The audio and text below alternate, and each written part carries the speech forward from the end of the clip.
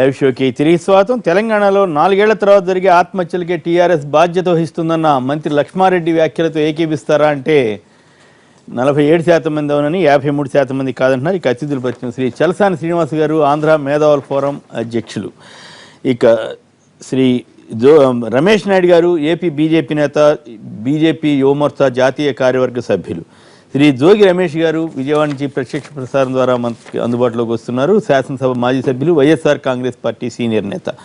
శ్రీ గువ్వల బాలరాజు గారు టీఆర్ఎస్ శాసనసభ్యులు, మహబూబ్నగర్ జిల్లా అచ్చంపేటకు ప్రాతినిధ్యం వహిస్తున్న నేత. వారు కూడా మనతోటి చర్చలో ఉంటారు, టీఆర్ఎస్ నేత. ఇక ఏపీ రాజధాని అంశం మళ్ళీ తెరపైకి వచ్చింది.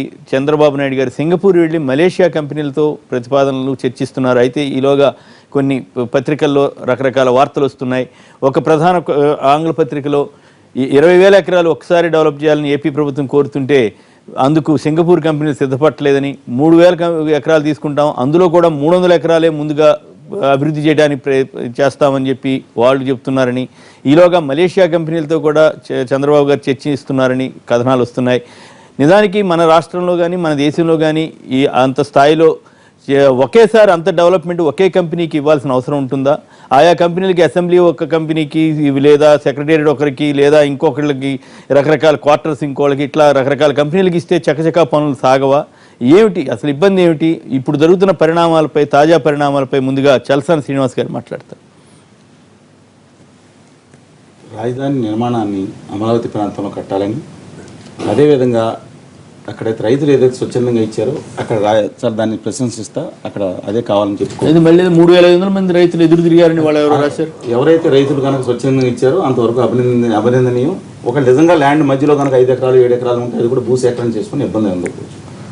అందువల్ల రాజధాని అక్కడ మేము వ్యతిరేకించట్లేదు. ఫస్ట్గా వాంట్ క్లారిఫై అండి, అక్కడ కావాలని కోరుకుంటున్నాం. మిగతా వాళ్ళు వ్యతిరేకించు, దోనకొండ ఇంకొకటి కట్టుకోవాలి, మేము మాత్రం అక్కడ కావాలని కోరుకున్నాం. పాయింట్ ఒకటి, సింగపూర్ ఒక మొత్తం మొన్న ఎలక్షన్ జరిగినాయి, 24 లక్షల మంది 25 లక్షల మంది ఓటర్లు ఉన్నారండి మొత్తం అంతా కలిపి. అవునండి, జనాభా కొంతమంది ఇప్పుడు వచ్చే పోయేవాళ్ళు మిగతా వాళ్ళు ఉంటారు.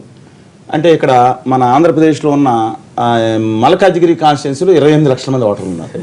సరే ఏదన్నా కానీ ఆ నగరంలో సెంటర్ ఫర్ లివబుల్ సిటీస్ అనేది ఒక అద్భుతమైన ప్రణాళిక తీసుకోవచ్చు. మన ఆంధ్రప్రదేశ్ రాష్ట్రం అక్కడి నుంచి ప్రణాళిక తీసుకోవచ్చు, జపాన్ తీసుకోవచ్చు, ఎలాంటి ఇబ్బంది లేదు. కానీ వాళ్ళ సెంబార్ కార్పొరేషను, ఎస్ఎన్డిస్ ఈ రెండు కూడా అక్కడ సింగపూర్లో ఉన్న టెమాసెక్ అనే కంపెనీకి క్వాసీ గవర్నమెంట్ ఆర్గనైజేషన్కి 2 సబ్సిడరీస్ కంపెనీస్. వాళ్ళ విచిత్రం ఏంటంటే అండి, వాళ్ళ అంటే గవర్నమెంట్ కంపెనీల కింద వస్తాయి. క్వాసీ గవర్నమెంట్ క్వాసీ ఇప్పుడు ఇంతకుముందు మనం ప్లాన్ చేసింది మాత్రం గవర్నమెంట్ కంపెనీ కాదండి, కంప్లీట్గా అది వేరే కంపెనీ, సుర్బానా కార్పొరేషన్, ఇవన్నీ ఒక ప్రైవేట్ మిళితమైనవి. నేను ఈ విషయం అక్కడ సింగపూర్ ప్రభుత్వ ఆహ్వానం మేరకు మేము వెళ్ళి వచ్చినప్పుడు అక్కడ మంత్రి గారితో మాట్లాడాం. సార్ మీ ప్రణాళికలు బాగున్నాయి, దాన్ని మేము ఆంధ్రత్వం ఉట్టిపడేటట్టు, తెలుగుదాన్ని ఉట్టిపడేటట్టు ఇక్కడ చాలా బాగుంది. కానీ మీకు అసలు మీరు నగర నిర్మాణంలో ఎక్స్పర్ట్ ఉందా అని అడిగాను. అక్షరాలు ఇది కావాలంటే వేరే రికార్డు కూడా అయ్యిందండి. మాకు అసలు ఆ ఎక్స్పర్ట్ లేదని, నిర్మాణం కన్స్ట్రక్షన్ లేదు. మీ దేశంలో కంపెనీలు కొన్ని, జపాన్ కంపెనీలు కొన్ని, సియోల్ అంటే సౌత్ కొరియా, జర్మనీ కంపెనీలు వచ్చి మా దగ్గర కన్స్ట్రక్షన్ చేపడతాయి, మా కన్స్ట్రక్షన్ చేసేదే లేదన్నారు. ఈ మొత్తం ప్రపంచంలో ఎక్కడ ఉన్న నేను పరిశీలిస్తే రవాండా కంట్రీలకు ఒక క్యాపిటల్, ఒక ఏరియాని మాత్రం వాళ్ళు డెవలప్ చేయడంలో మాకు తప్పితే ఈ ప్రపంచంలో ఎక్కడ కూడా, చైనాలో ఒక దాన్ని కూడా ఒప్పుకోలేదండి వాళ్ళు, మిగతా వాళ్ళు కొంతవరకు డెవలప్ చేసింది. ఇది చరిత్ర. నేను ఒకటే కోరుకుంటున్నాను, మేము రాజధాని అంటే రాజధాని మాట్లాడితే రాజధాని వ్యతిరేకులు ఉంటుంది. మేము ఖచ్చితంగా రాజధాని ఎవరేమన్నా అక్కడే రాజధాని కట్టాలంటున్నాం. కానీ మనం మాట్లాడుకున్న అందరం రేపు పొద్దున ఒక 30 ఏళ్ళు 20 ఏళ్ళు 40 ఏళ్ళు పోతామండి. మనందరి పిల్లలు ఇంకో 40 ఏళ్ళు పోతారు, ఆ తర్వాత 70 ఏళ్ళు పోతారు. చచ్చినట్టు తరతరాలుగా అక్కడ ఆంధ్రులకు అవమానం జరిగేటట్టు మాత్రం రాజధాని నిర్మించకూడదు. ఎందుకంటే మోక్షగుండం వీరేశ్వరుని వారసులు ఉన్నాం. ఆ రాజధాని, గవర్నర్ నివాసం, ఆ తర్వాత మన అసెంబ్లీ, హైకోర్టు, ఇవన్నీ కూడా సింగపూర్ భిక్షతో కట్టడానికి మాత్రం ఒప్పుకుంటే ఆంధ్రుల ఆత్మగౌరవం, ఆ ఎన్టీ రామారావు గారు పెట్టిన ఆత్మగౌరవం వాళ్ళు చచ్చిపోద్దండి. వాళ్ళు అదేంటి సింగపూర్ భిక్ష ఉంది, దీంట్లో కేంద్ర ప్రభుత్వం డబ్బులు ఇస్తుంది కదా. నేను అదే చెప్తున్నా, ప్రత్యేకత వాళ్ళే మేము రాష్ట్రంలో అందరూ, వాళ్ళ విజయవాడలో కానీ వాళ్ళు నారాయణరావు గారు చాలా పాజిటివ్గా రెస్పాండ్ చేయారు. ఎవరైనా తెలుగుదేశం ఎంపీ, మిగతా వైకాపా అందరినీ కలుస్తున్నాయి వాళ్ళు రాష్ట్ర వ్యాప్తంగా. మీరు వెళ్ళి ఢిల్లీలో ప్రత్యేక తరగతి హోదాతో పాటు విభజన హామీల్లో ఈ కార్యాలయాల నిర్మాణాన్ని అన్నిటికీ కేంద్రం నిధులు ఇస్తారని దాంట్లో స్పష్టంగా సుస్పష్టంగా విభజన బిల్లు ఆమోదించబడింది. హామీ కాదు ఇది, ఇది ఆమోదించబడింది. ఈ ఆమోదించబడితే ఈ 375 ఎకరాలు 3,000 ఎకరాల్లో మొత్తం నిర్మాణానికి ఆల్రెడీ 1000 + 500 కోట్లు కేంద్ర ప్రభుత్వం ఇచ్చిందండి. ప్రతి సంవత్సరం 3,000 కోట్లు ఇస్తానికి ఎలాంటి ఇబ్బంది ఉండదు. ఇక్కడేమో మిషన్ కాకతీయ వాళ్ళు 24,000 వీళ్ళు పెట్టారండి, జలహారం కాదు. అక్కడ సంవత్సరానికి 2,000 కోట్లు ఇచ్చుకోవచ్చు. నేను టెక్నికల్గా మాట్లాడుతున్నా. అంటే మన రాజధానికి అవసరమైన 3.5 కోట్ల ఎస్ఎఫ్టీకి అవసరమైన 6,000-7,000 కోట్ల రూపాయలు కేంద్ర ప్రభుత్వం నుంచి వచ్చే 3 సంవత్సరాలు తెచ్చుకొని దద్దమ్మ అసమర్థ ప్రభుత్వం కాదు అది. చంద్రబాబు నాయుడు గారు వెరీ క్యాపబుల్ ఇన్ దట్. కేంద్ర ప్రభుత్వం ఇస్తుంది. కానీ ఈ నేపథ్యంలో నేను అడిగేది మిగతాది బయట డెవలప్మెంట్ తీసుకోమనండి. నేనేమో అడ్డంగా నేను ఇప్పుడు కొంతమంది కమిషన్ మిత్రులు వాడుకొని నేను అడ్డం కొట్టాలని మాట్లాడను. కానీ మా యొక్క ప్రతిష్ట ఆంధ్రుల ప్రతిష్టాత్మక నగరంగా చూస్తున్న అమరావతిలో అక్కడ ఎమ్మెల్యేలు మా శాసనసభ వాళ్ళందరూ కూర్చునే వాళ్ళు, హైకోర్టు ఉన్నత న్యాయమూర్తి గారు కూర్చునే ఆయన, ఈ అన్ని స్థానాలు కూడా ఆంధ్రుల ఎక్స్పర్టైజ్తో నిర్మించాలి, మన భారత నిధులతో నిర్మించాలి. దాని నిధులు ఉన్నాయి. మరి పదే ఇప్పుడు చాలాసార్లు వెళ్ళొచ్చారు కదా సింగపూర్ చంద్రబాబు గారు. మళ్ళీ ఇప్పుడు ఫైనల్ ఏమన్నా చర్చ లేకపోతే అసలు ఇంకా కాదండి. నేను అందరూ ఒకటే, నేను ఆయన రాష్ట్రం వాళ్ళు 17 నుంచి 21 గంటలు కష్టపడుతున్నారు. కష్టాన్ని ఎప్పుడు నేను తక్కువ చేయట్లేదు. కానీ ఒక్కటి బాధ కలుగుతుంది, ఎవరన్నా కాంట్రాక్టర్ దగ్గరికి మనం అయితే ఇక్కడ సలహా చంద్రబాబు గారు నిజంగా 21 గంటలు పని చేస్తుంటే అట్లా పని చేయొద్దని చెప్పాలి. ఎందుకంటే అది మంచిది కాదు, ఆరోగ్యానికి మంచిది కాదు. ఏ వ్యక్తి కూడా సజావుగా పనిచేయాలంటే ఖచ్చితంగా 6 గంటలు నిద్ర ఉండాలా, అవకాశాలు ఉండాలా. మరి మీరేమన్నా వ్యంగ్యంగా అన్నారేమో నాది కానీ 18 గంటలు అంతసేపు పని చేయొద్దని మాత్రం వయసు రీత్యా కూడా అది మంచిది కాదు. నేను ఆయన ఆరోగ్యం శుభ్రంగా ఉండాలని నేను కోరుకునే వాళ్ళలో ఒకటి కాదు. వాళ్ళ కార్యకర్తలు, వాళ్ళ ఎంపీలు, వాళ్ళ మంత్రులు మాట్లాడారు. వాళ్ళు 24 గంటలని చెబుతారు. వాళ్ళు మాట్లాడిన వాళ్ళ ఇష్టం. నేను బాధపడేది ఏంటంటే ఇక్కడ ఆయన చంద్రబాబు నాయుడు గారుగా వీరికి వ్యతిరేకంగా వచ్చామని జోగి రమేష్ దగ్గర ఉంది. కానీ ఆయన రాష్ట్ర ముఖ్యమంత్రి. మా అందరి 5.5 కోట్ల మంది యొక్క గౌరవ ప్రతిష్టను ఆయన గౌరవిస్తా ఉన్నాం. ఆయన కాంట్రాక్టర్ దగ్గరికి ఆయన వెళ్ళకూడదండి. కాంట్రాక్టర్ వాళ్ళ దగ్గర రావాలి అవసరం అయితే. With due respect to him. But ఎవరో ఇక్కడ ఏపీ అసెంబ్లీ ఉంది. ఎన్టీ రామారావు ఇప్పుడు చెన్నారెడ్డి గారు అప్పుడు ఫౌండేషన్ వేశారు, ఎన్టీ రామారావు ఇప్పుడు ఫౌండేషన్ వేశారు, జరిగింది. ఎవరికి కాంట్రాక్ట్ కట్టేశారు. దానికి మళ్ళీ అక్కడ సచివాలయంలో నందమూరి తారక రామారావు గారు బిల్డింగ్ కట్టినప్పుడు దాంట్లో ఉన్న పాత ఆర్కిటెక్చర్ మన ఆర్కిటెక్చర్ బట్టి కట్టారు. అసెంబ్లీ కొత్త భాగం కూడా నిర్మాణం విదేశాలు కాదు కదా కట్టింది, విదేశీ రెండోది మోక్షం. ఇక్కడ హైదరాబాద్ ఉందండి. ఈ హైదరాబాద్ అండర్ గ్రౌండ్ సిస్టమ్ 97 ఏళ్ళు అయింది. మోక్షం విశేషంగా బొంబాయిలో రోడ్స్ మేనేజ్మెంట్ చేశారు. మన దగ్గర ఇంకోటి అన్నారండి, ఎయిర్పోర్ట్లు అద్భుతమైన ఎయిర్పోర్ట్లు కడుతున్నారు మీ వాళ్ళు విదేశాల్లో. మన దగ్గర ఉన్న జీవికే వేరే వాళ్ళు కాదు, తెలుగు వాళ్ళు జిఎంఆర్ వాళ్ళు దేశ విదేశాల్లో వెళ్ళి ఎయిర్పోర్ట్లు కడుతున్నారు. సింగపూర్ లో కాంట్రాక్ట్లు చేస్తున్నారు మన వాళ్ళు. నేను ఆయన అన్నారు ఎక్సలెంట్ పీపుల్. చంద్రబాబు గారిని కలిసి అడగపోయారు ఈ విషయాలు. ఈ దేశంలో మొత్తం మీద ప్రాబబ్లీ ప్రపంచంలో ఎవరు ఉంటాయండి పెద్ద పెద్ద నిపుణులు చాలా. ఏది అమెరికాలో 20 సంవత్సరాలు చేసిన వాళ్ళందరూ కూడా ఒక 30 మంది నిపుణులు కలిసి ఈ రాజధాని మీద ఒక రిపోర్ట్ ఇచ్చామండి. ఓకే, ఈ రాజధాని మీద ప్రాబబ్లీ ఇంకెవరు ఇవ్వలేదు. అంటే నేను గాల్లో మాట్లాడే మనిషి కాదు. ఒక 3 నెలలు రాత్రి వాళ్ళు కష్టపడి తెల్ల 4 గంటలు కూర్చుని ఎక్స్పర్టైజ్ తీసుకుని ఆయనకు రిపోర్ట్ సబ్మిట్ చేసి సిఆర్డీఏ కమిషనర్గా చంద్రబాబు గారి సంగతి నేను మాట్లాడాను. కానీ సిఆర్డీఏ కమిషనర్స్ వారు మాత్రం నాతో కూర్చుని కొంచెం చర్చించి లేదండి ఇలా ఉంది సౌత్ మాట్లాడటం జరిగింది. సరే చంద్రబాబు గారి దగ్గర మా దగ్గర అవమానం పక్కన పెడదాం.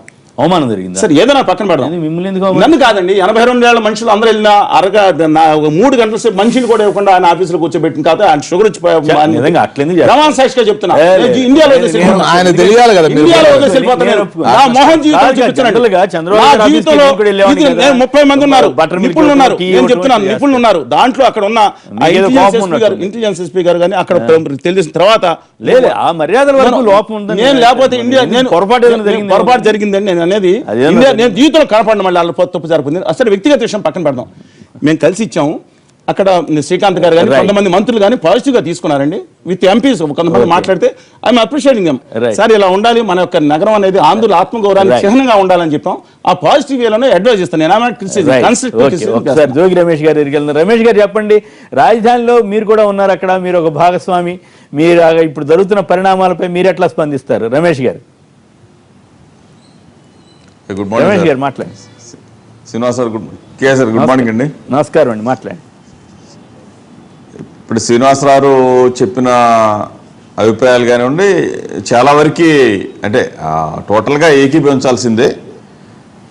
16 నెలల కాలం అయిపోతా ఉంది మన రాష్ట్రం ఏర్పడిన తర్వాత. ఈనాటికి కూడా 16 నెలల నుంచి కూడా ముఖ్యమంత్రి గారు సింగపూర్, మలేషియా, జపాన్, చైనా ఇట్లా అంటే 16 నెలల కాలంలో చాలాసార్లు పర్యటనలు చేస్తూనే ఉన్నారు. ఇది క్యాపిటల్ సిటీ డెవలప్మెంట్ కోసం, డెవలపర్ని ఎన్నిక కోసం ఇట్లా కాలయాపనతో అంటే ఓ విజయవాడ నగరంలో ఉంటూ మన సీఎం గారు ప్రపంచానికే మనం ఆదర్శం అని చెప్పేసి ప్రతిరోజు చెప్తా ఉన్నారు. ప్రపంచం మొత్తం కూడా మన వైపు చూస్తూ ఉంది, మన తెలుగు ప్రజల వైపు చూస్తూ ఉందని చెప్పేసి బల్లగుద్ది చెప్తా ఉన్నారు సీఎం గారు. దాన్ని అందరూ కూడా మనకింత మన తెలుగు ప్రజలకి ఇంత కీర్తి ప్రతిష్టలు ఉన్నాయని చెప్పేసి మనం అనుకున్న తరుణంలో నువ్వు వచ్చి కట్టు బాబు అని చెప్పేసి ప్రతి దేశం వెళ్ళి బతిమలాడుకోవటం, వాళ్ళని ఏదో మన ఇప్పుడు శ్రీనివాస్ గారు చెప్పారు మన ఆత్మగౌరవాన్ని తాకట్టు. ఎన్టీ రామారావు గారు ఆనాడు ఏ విధంగా అన్నారైతే మనకైతే తెలియదు, కానీ ఈరోజు స్పష్టంగా కనిపిస్తూ ఉందండి. ఎక్కడికో వెళ్ళి మనం బతిమలాడుకోవటం ఏంటంటే మనకు శక్తియుక్తులు ఉన్నాయి, మనకు సామర్థ్యం ఉంది, మనకి ఇంజనీర్లు ఉన్నారు, ఎంతో మేధావులు ఉన్నారు. వీళ్ళందరినీ కూడా క్రోడీకరించి 16 నెలల కాలం అంతా కూడా టైం వేస్ట్ చేయడంతోనే సరిపోయిందండి. ఎక్కడా కూడా ఒక చిన్న రాయి కూడా వేసిన శంకుస్థాపన చేసిన దాఖలాలు ఏదో కూడా లేని పరిస్థితులు.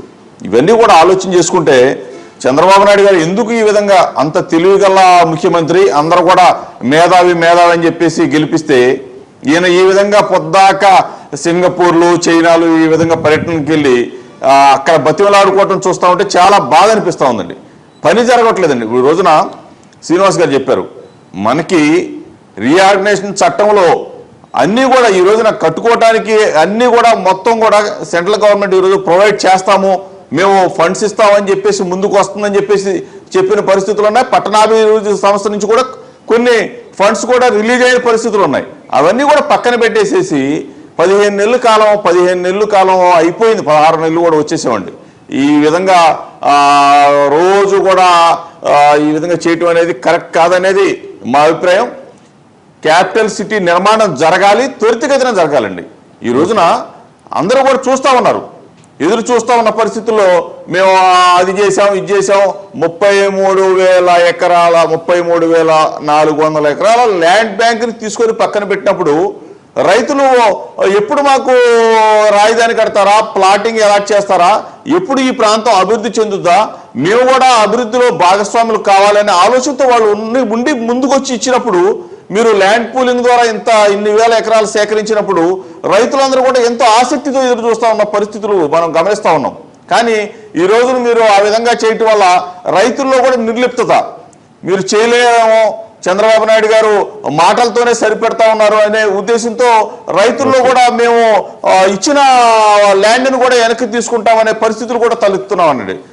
దీని పర్యవసానమే కొన్ని చోట్ల ఇప్పుడు బందర్ పోర్టు విషయంలో కానివ్వండి, లేకపోతే భోగాపురం ఎయిర్పోర్ట్ విషయంలో కానివ్వండి, భూములు సేకరించే విషయంలో కూడా రైతుల్లో కూడా అసంతృప్తి, నిర్లిప్తత. చంద్రబాబు నాయుడు గారు మాటలతోనే సరిపెడతా ఉన్నాడు, పని జరగట్లేదు అనే ఆలోచనతో ఉన్న పరిస్థితులు కూడా మనం గమనిస్తూ ఉన్నాం. ప్రజెంట్ ఇప్పుడున్న పరిస్థితుల్లో ఇట్లా సింగపూర్ వెళ్ళటం, ఏదో మీరు రండి అని చెప్పేసి బతిమలాడుకోవటం ఇది కరెక్ట్ కాదనేది మా పూర్తి విశ్వాసం అండి. మనకు సమర్థత ఉందండి, మనకు ఎక్కడి నుంచో వచ్చి కట్టలేదు. హైదరాబాద్ నగరంలో చాలా కట్టారు, మన ఇంటర్నేషనల్ ఎయిర్పోర్ట్స్ కట్టుకున్నాం, జిఎంఆర్ సంస్థ పెద్ద ఎత్తున హైదరాబాద్ లో కట్టింది, ఢిల్లీలో కట్టింది, అన్ని చోట్ల ఆ జిఎంఆర్ ని ప్రతి దేశం కూడా మీరు వచ్చి కట్టడం అని చెప్పేసి వాళ్ళని ఆహ్వానిస్తా ఉన్నారు, జీవికే వాళ్ళని. ఇటువంటి సంస్థలు ఉన్న మన దేశంలో, మన రాష్ట్రంలో మనం మన శక్తియుక్తుల మీద ఆధారపడాలి, కానీ ఎవరిలో వెళ్ళి బతిమలాడుకోవటం అనేది ఇది మంచి పద్ధతి కాదు. ఇక నుంచి అయినా కానీ దీన్ని గుర్తెరగాలని రాష్ట్ర ప్రభుత్వానికి, ముఖ్యమంత్రి గారిని మేము మా ద్వారా మా ఒక సూచన అండి ఇది. రైట్, బాగా చెప్పారు. ఇక సుబ్రహ్మణ్యం గారు విజయవాడ నుంచి లైన్లో ఉన్నారు. సుబ్రహ్మణ్యం గారు నమస్కారం, చెప్పండి, మీరేమంటారు? నమస్కారం సార్. అసలు ఇప్పటిదాకా ఏ విధమైన విధి విధానాలు వెల్లడి కాలేదు. వెల్లడి కాకముందే అందరూ గగ్గోలు పెడుతున్నారు. ఎంతకాలం భూసేకరణ అంటే ఆ భూ సమీకరణ దాని మీద గోల చేశారు. అసలు అతను విధానాలు ఏంటో బయటకు రాని ఒక నెల దూరం. ఇప్పుడు ఈ రకమైన ఇదిగా కానీ ఒక నెల ఆగితే అతను ఏదో సృష్టియాలజీ బతుకు అంటున్నాడు, లేదా ఇంకోటి అంటున్నాడు. అదేంటో తెలియనిచ్చిన తర్వాత మనం మాట్లాడితే అది ఒక రకంగా అందరికీ ఇదవుతుంది. కానీ అట్లా చెప్పట్లా. మన భారతదేశంలో ఎక్కడ కూడా 30 అంతస్తుల మించి నిర్మాణాలు ఎక్కడ సాగలేదు. 30 అంతస్తులు లేదా 50 అంతస్తుల లోపే. అతను ఏదో డిజైన్ అంటున్నాడు, నేను చెప్తున్నాడు. ఆ టెక్నాలజీ మన దగ్గర లేదు. 100 అంతస్తుల టెక్నాలజీ మన దగ్గర లేదు. అందుకు సింగపూర్, మలేషియాలు ఆశ్రయించి ఉండొచ్చేమో. నవ్వచ్చు శ్రీనివాస్ గారు, కానీ ఇది ఒక విధానం. మన మన మన దేశంలో అతను 70,000 కోట్ల రూపాయలు చేయడానికి రుణం పట్టుకొస్తానంటున్నాడు. 70,000 కోట్లు ఇవ్వదు అక్కడ కేంద్ర ప్రభుత్వం.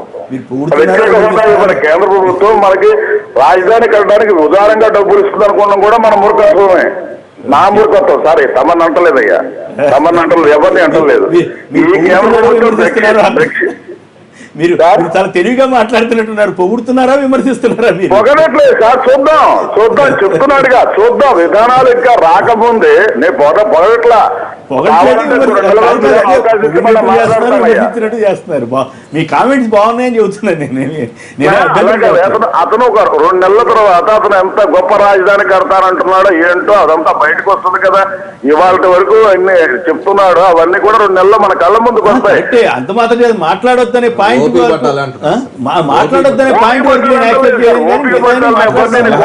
అంతే కాదు కదా. ఇప్పుడు మీరు చెప్పండి, సింగపూర్ కంపెనీలే చేయగలుగుతాయా, ఇండియా కంపెనీలు చేయలేని పరిస్థితి ఏమిటి? దీని మీద ఇప్పుడు అసెంబ్లీ ఉంది, ఒకళ్ళకి అప్పచెప్పేయచ్చు కదా, ఒక కంపెనీకి అప్పచెప్పు, టెండర్లు పిలవచ్చు, లేదు సెక్రటరీకి ఒక టెండర్లు పిలవచ్చు. ఇట్లా ఎందుకు చేయట్లేదు అనేది అర్థం కావట్లేదు.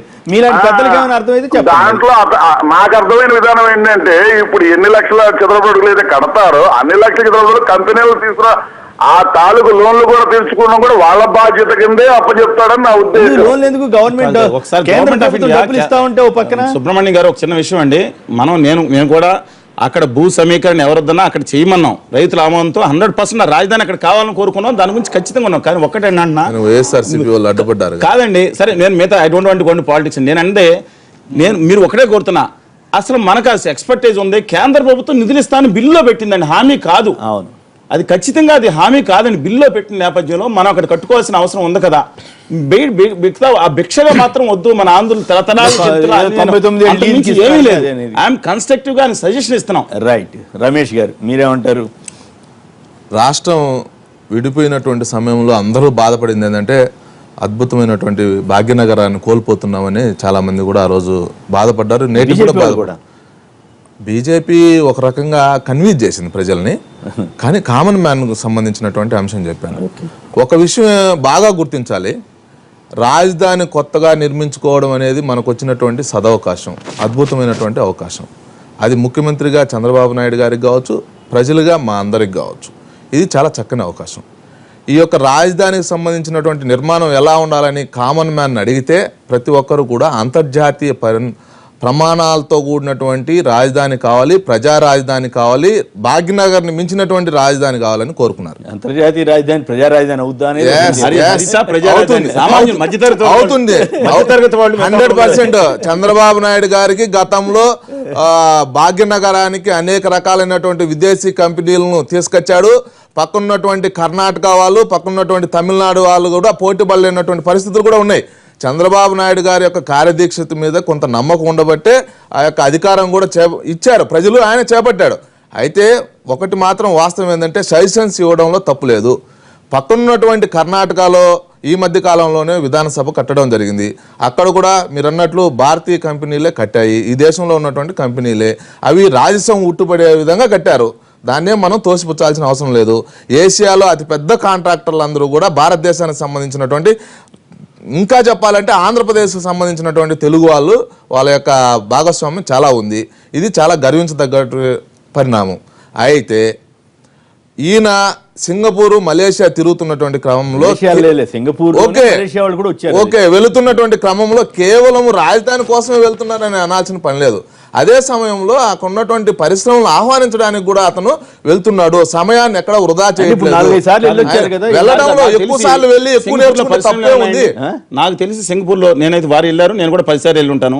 5 సార్లు సింగపూర్ లో పరిశ్రమలు లేవు. రెండో విషయం, మేజర్ ప్రశ్న ఇక్కడికి వచ్చే టెక్నాలజీ లేదు. పాయింట్ నెంబర్ 2, మోడీ గారు మన్ కీ బాత్ అప్పుడప్పుడు మాట్లాడుతూ ఉంటారు. మన్ కీ బాత్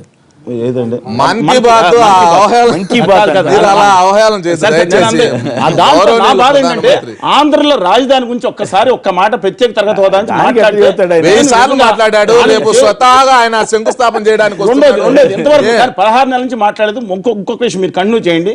ఆయన ఒక మాట మాట్లాడారని సింగపూర్ వచ్చింది. చంద్రబాబు గారు అదేదో అది పక్తు వ్యాపార దేశం సింగపూర్, కొంచెం జాగ్రత్తగా ఉండండి నరేంద్ర మోడీ గారు చంద్రబాబు నాయుడు గారు చెప్పినట్టు అన్ని పత్రికలు వచ్చి మీరేం ఖండించలేదు. మరి అన్ని పత్రికలు వచ్చింది అడమనండి ఏదండి, అది పక్క పని, అది ఒక విధంగా మాట్లాడారు ఆయన. చాలా జాగ్రత్త. ఇంకా వేరే దేశాలు కూడా ఒకసారి గమనించండి. సింగపూర్ మాత్రం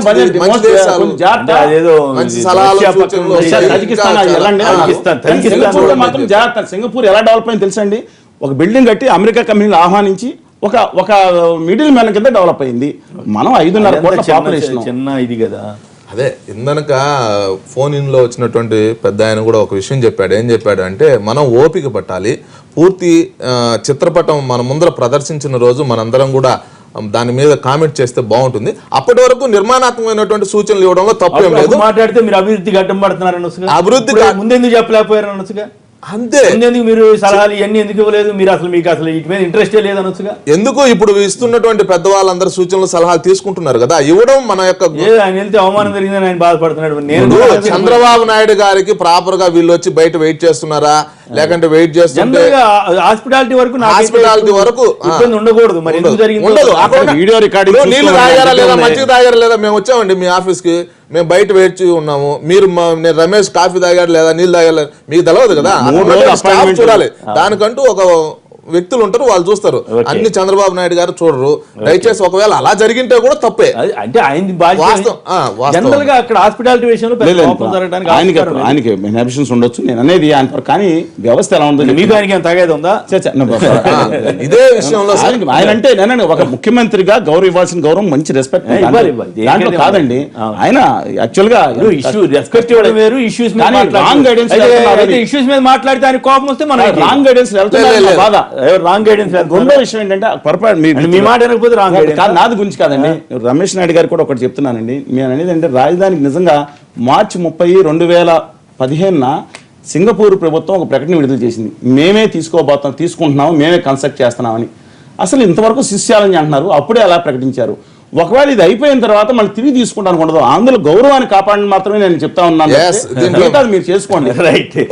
ఒక నిమిషం సార్, దీని విషయంలో భారతీయ జనతా పార్టీగా మేము తప్పనిసరిగా వాచ్ డాగ్ లాగా రాజధాని నిర్మాణంలో ఉంటాము.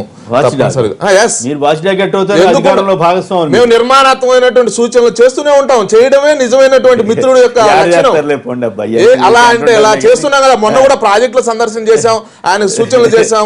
దాని కారణంగా నీకు రాబోయే రోజుల్లో మంచి పేరు వస్తుందయ్యా. గత ప్రభుత్వాలన్నీ కూడా కాలువలు తవ్వి కమిషన్లు కొట్టారు. పోలవరం ప్రాజెక్ట్ లో మీరు సర్దార్ సరోవర్ ప్రాజెక్ట్ మోడీ గారు అక్కడ గిరిజనులకు అన్యాయం చేశారేమో పక్కన పెట్టండి. నిన్న పోలవరం ప్రాజెక్ట్ విషయంలో గిరిజనులకు అన్యాయం చేస్తుంది. విత్తనం నాటకపోతే చెట్టు మొలవదండి, విత్తనం కూడా త్యాగమే అండి. ఇది గుర్తు పెట్టుకోండి, విత్తనం అనేది కూడా త్యాగమే. విత్తనం నాటకపోతే చెట్టు రాదు. ఇవాళ 60,000 ఎకరాలు తెలంగాణ ప్రాంతంలో ఉన్న దుమ్ముగూడెం, చెర్లలో రిహాబిలేషన్ ఉంది, పునరావాసం. తెలంగాణ ఆ 2 మండలాలు కూడా కలపాల్సిన ఇష్యూలో మీరు ఇబ్బంది పూర్తి చేయలేకపోయారు. 7 మండలాలు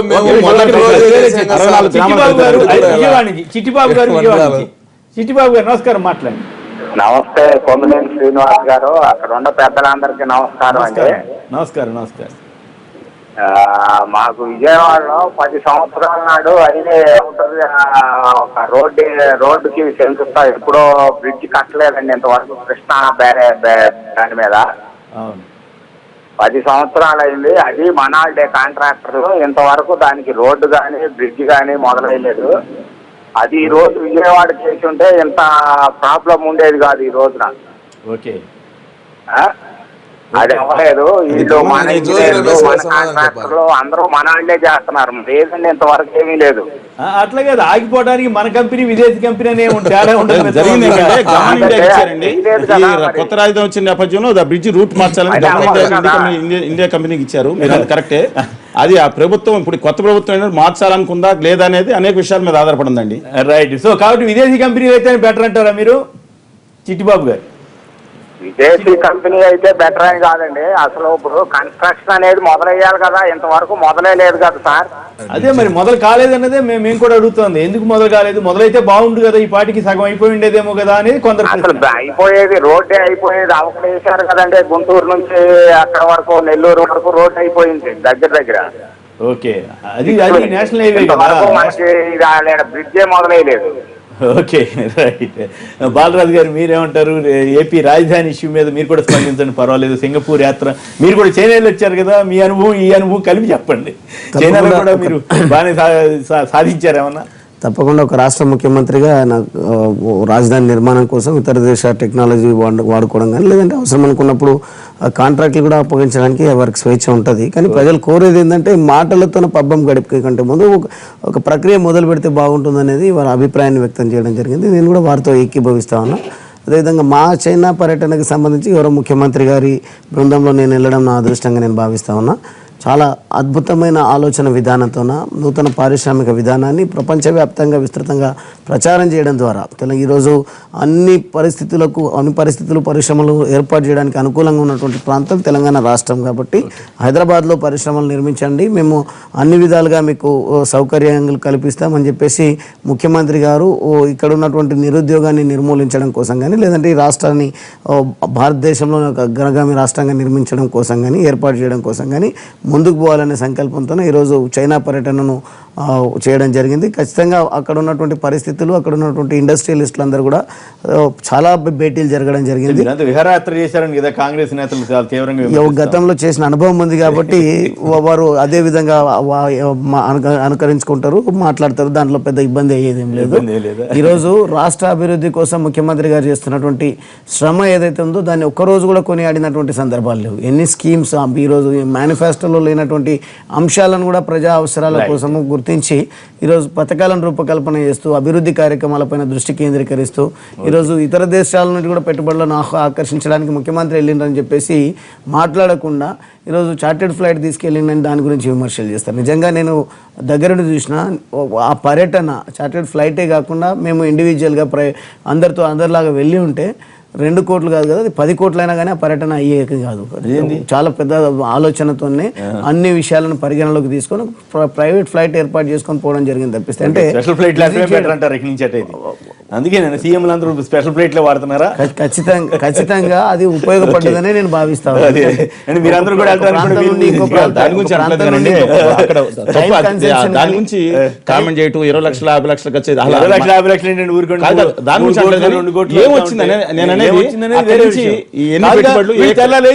డబ్బులు గవర్నమెంట్ ఖర్చులు పోవడం వేస్ట్ అయిపోతున్నాయి, ఆర్థిక నిర్వహణ చాలా బాగుండాలని చెప్పే వాళ్ళు మాట్లాడితే స్పెషల్ ఫ్లైట్ లో మేము తిరుగుతా ఉంటే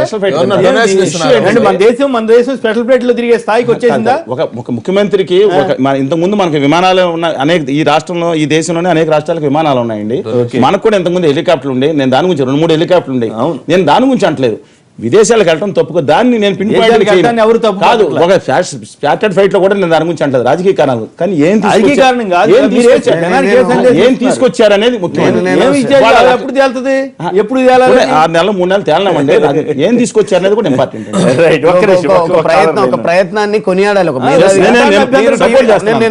అభ్యంతరం పెట్టలా, కానీ ముఖ్యమంత్రి స్థాయిలో ఉన్న వాళ్ళు ప్రజలకు ఏం చెబుతున్నారు, ఏం సంకేతం ఇస్తున్నారు అది చూడక్కర్లేదా?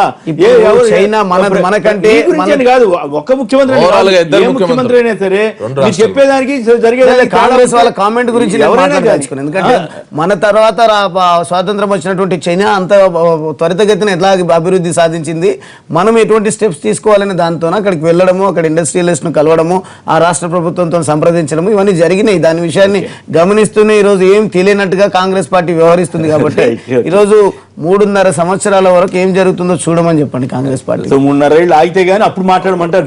ఇప్పుడున్నటువంటి దానిలో కూడా నెంబర్ వేసుకుంటూ పరిగణలోకి తీసుకుంటూ మాట్లాడకూడదా? గంగాధర్ గారు హైదరాబాద్ లైన్ లో ఉన్నారు. గంగాధర్ గారు నమస్కారం, మాట్లాడండి. నమస్కారం.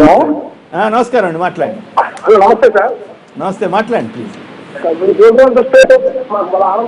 సంక్రాంతి తీసుకున్నాం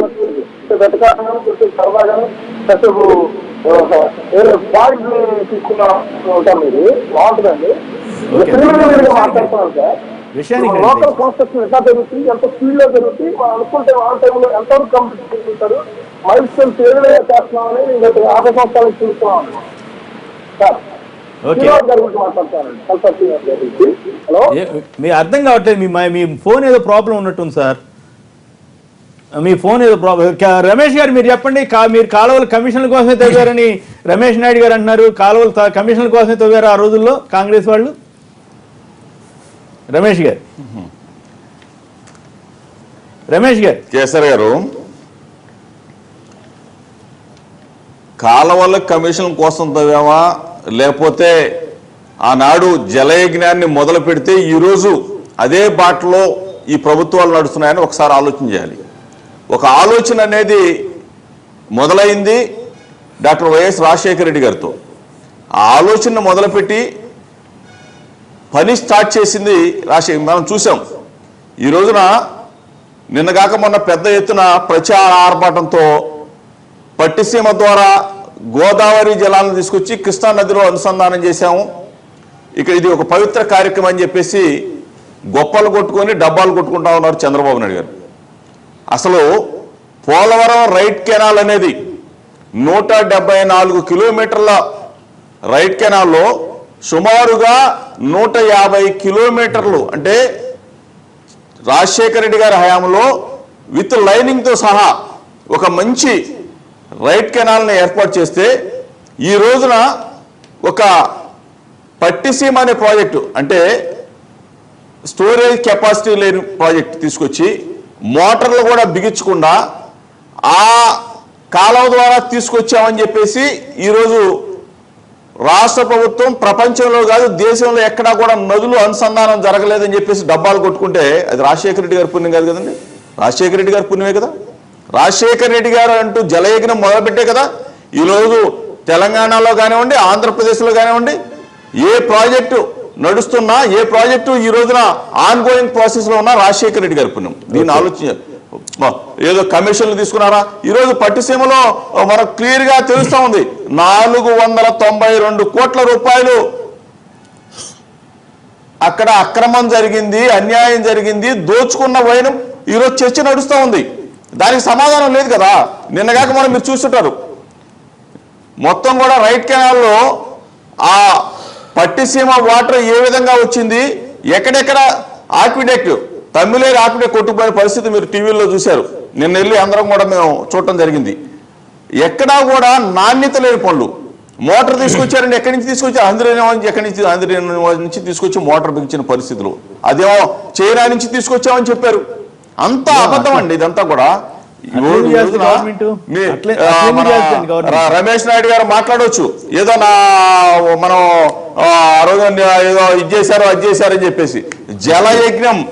జలయజ్ఞాన్ని మొదలుపెట్టి ఈ రోజున జలయజ్ఞమే శ్రేయస్కరం, ప్రాజెక్టులు కావాలి అని చెప్పేసి అదే బాటలో నడుస్తున్న ప్రభుత్వాలు ఈ రోజున కేసీఆర్ గారి ప్రభుత్వం అక్కడ కానివ్వండి, ఇక్కడ చంద్రబాబు నాయుడు గారి ప్రభుత్వం కానివ్వండి.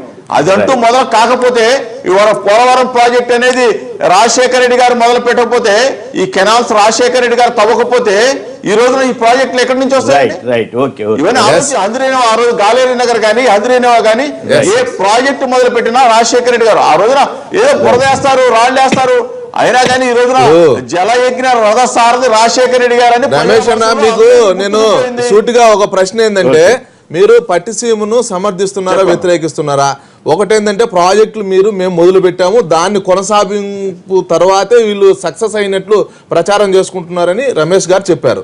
అంటే మా భాగస్వామ్యం కూడా 50% ఉంది అని చెప్పుకుంటున్నారు, చెప్పకనే చెప్తున్నారు. దీన్ని బట్టి మీ యొక్క ఆలోచన విధానం ఒకటి చెప్పాలి. రెండో విషయం ఏంటంటే, మేము రాయలసీమ వాసిగా సగటు 80% నేను నిన్ననే విజయవాడ నిన్న విజయవాడలో నా సమావేశం ఉందండి. సమావేశం చూసుకుని నిన్న హైదరాబాద్ వస్తున్నటువంటి సమయంలో నిన్న బస్టాండ్కి వెళ్ళాను. బస్టాండ్కి వెళితే ఆ యొక్క విజయవాడ బస్టాండ్ ప్రారంభించింది ఏమో రామారావు గారు, శంకుస్థాపన వేసింది, కానీ ప్రారంభించింది చెన్నారెడ్డి గారు. అంటే ప్రారంభం ఈ యొక్క ప్రభుత్వాల యొక్క వ్యవహారికంలో ఎవరైనా ప్రారంభించవచ్చు, ఎవరైనా ముగించవచ్చు. దాని గురించి క్రెడిట్ ఎవరికి అనేది కాదు, అంతిమంగా ప్రజలకు. ఇప్పుడు పట్టిసీమ ఉందనుకోండి, సరే జనం వాటర్ వస్తుంది కృష్ణా డెల్టాకి ఉపయోగపడుతుంది, చేయాల్సిన అవసరం ఉంది. కాంట్రాక్టర్ల మీద అంత ఒత్తిడి తెచ్చి ఆక్విడేట్ కూలిపోవడం అనేది అధికారులు చూసుకోవాల్సినటువంటి విషయం సార్. ఇప్పుడు ఫ్లైఓవర్ పంజాగుట్ట ఫ్లైఓవర్ కూలిపోయి చచ్చిపోయారు మనుషులు, దానికి ఎవరు బాధ్యత వహిస్తారో? ఒక ప్రాజెక్టు చేసేటువంటి సమయంలో కొన్ని లోపాలు కూడా జరుగుతాయి. ఆయన ఆతృత ఏంది, కొన్ని వేల క్యూసెక్కుల నీళ్ళన్నీ కూడా సముద్రంలోకి వృధాగా పోతున్నాయి. రాయలసీమలో క్షామ పీడిత ప్రాంతము, అటు తాగేదానికి సాగునీరు లేదు, జీవాలు అల్లాడిపోతున్నాయి. మానవులే కాదు, తాగడానికి తాగునీరుతో పాటు పశువులు కూడా లేవు సార్. చివరికి ఈ పరిస్థితుల్లో ఎంతో కొంత ఆతృతతోటి నీళ్ళు వచ్చేస్తున్నాయి మరి. అంటే ఒక సార్ మనము సంకల్పం మంచిగా ఉంది, ఆలోచన క్రిటిసైజ్ కాదు, మీరు చెప్పేది ప్రభుత్వాలు పద్ధతిగా చెప్తే ఇబ్బంది ఉండదు. పట్టిసీమ వల్ల అక్కడ ఉపయోగం జరుగుతుంది. కానీ శ్రీశైలంలో మీకు 854 వాటర్ రానంత వరకు పట్టిసీమ పూర్తి చేస్తే ఏమవుద్ది, ఇంకోటి పూర్తి చేస్తే ఏమవుతుంది, అది కాదు కదా. ప్రభుత్వాలు ఏదో రాజకీయం కోసం చేసి అప్రతిష్ట పాలు కాకూడదని నేను కోరుతున్నా.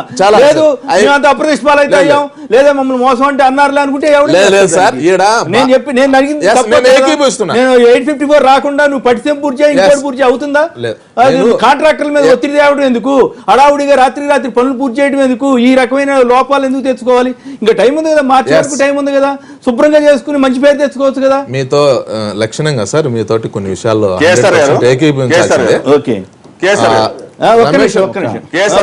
మీతో ఒక నిమిషం రమేష్ జీ, మీరు చెప్పినట్లు ఏంటంటే ఆంధ్రప్రదేశ్ లో అన్హెల్తీ కాంపిటీషన్, వాళ్ళ రెండు పార్టీల యొక్క అన్హెల్తీ కాంపిటీషన్, ప్రచార పటోటాపాలతో పోటీ పడుతున్నారు. పోలవరం ప్రాజెక్ట్ దగ్గర కూర్చుంది, రాయలసీమ ప్రాజెక్టుల గురించి మొత్తం తిరుగుతాయి, ప్రభుత్వం మీద విమర్శలు చేస్తున్నారు. ఎందుకు మేము తీవ్రంగా గమనించాల్సిన విషయం ఏంటంటే మేము చంద్రబాబు గారికి వ్యతిరేకలేనేమో విమర్శ చేస్తుంది, దాంట్లో రెండు లైన్లు ఏం లేవు సార్. ఒకటే లైన్, అందరూ కూడా బీజేపీ లైన్, మా పార్టీ ఐడియాలజికల్ పార్టీ, ఎవరు డిబేట్ అయ్యే ప్రసక్తి లేదు. అధ్యక్షుడు మీ దాంట్లో ఉన్నాయా లేవా? చంద్రబాబు గారు అనుకూల లైన్, వ్యతిరేక లైన్ నేను రుజువు చేయడానికి మీద కన్నా లక్ష్మీనారాయణ గారు ఎందుకు ఘాటుగా తిట్టారు, ఇంకో వాళ్ళు ఎవరు ఇంకో పెద్ద నాయకుడు అదే మాణిక్యాలరావు గారు చెప్పారు. మరి అంతే కదా, మీ విధానం ఏంటి చెప్పండి, విధానం ఏంటి దాని మీద? లేదు ఇంకో కేసు ఏదైనా అట్లా కాదు, మీ ఇబ్బందులు మీకు ఉన్నాయని చెప్పండి. నాకు ఇబ్బందులు కాదు, కానీ అంతిమంగా భారతీయ జనతా పార్టీలో రమేష్ ఒక మాట మాట్లాడచ్చు, ఇంకొకరు ఫైనల్ గా అధ్యక్షుడు యొక్క ఆలోచన విధానం, ఆయన యొక్క అధ్యక్షుడు గారు ఏం మాట్లాడుతూ వాయిస్ ఏదైతే ఉందో అదే ఫైనల్. అధ్యక్షుడు గారు ఏం మాట్లాడలేదంటే ఆ సబ్జెక్ట్ విలువ లేనట్లు లెక్క. అధ్యక్షుడు గారు కూడా స్పందించలేదంటే అది చిన్న విషయం గారు కూడా ఒక లైన్ లో ఉండొచ్చు కదా. పట్టిసీమ విషయంలో అండి మేము ఒకటే కోరుకుంది ఏంటంటే గోదావరి జిల్లాలకు ఇబ్బంది లేకుండా నీళ్లు తరలించాలి.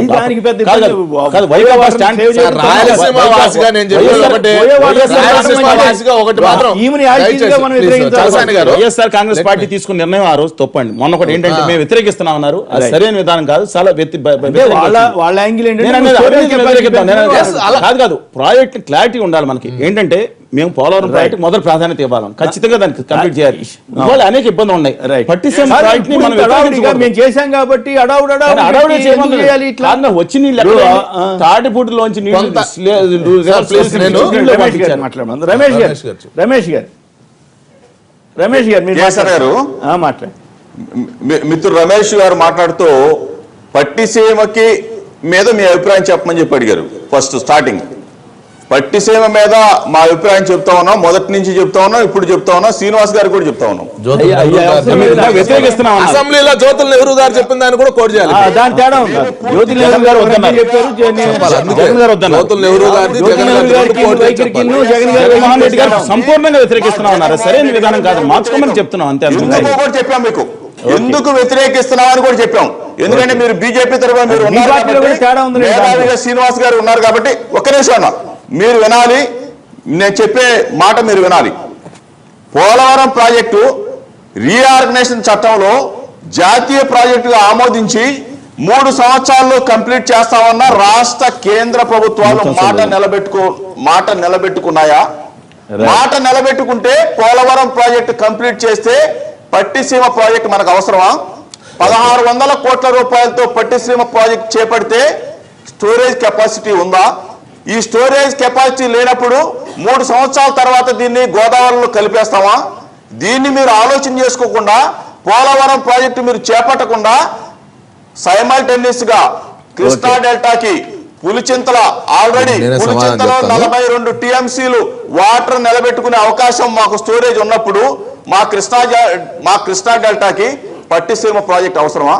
గోదావరి మిగులు అంటే గోదావరి వరద వచ్చినప్పుడు ఆ 2 నెలల్లో వాటర్ డైవర్షన్ చేస్తే మా కృష్ణాకు కూడా అదే 2 నెలల్లో మాకు వరదలు వస్తాయని చెప్పేసి మేము చెప్తే మీరు కాదని చెప్పేసి పట్టిసీమ ప్రాజెక్ట్ చేపట్టారు.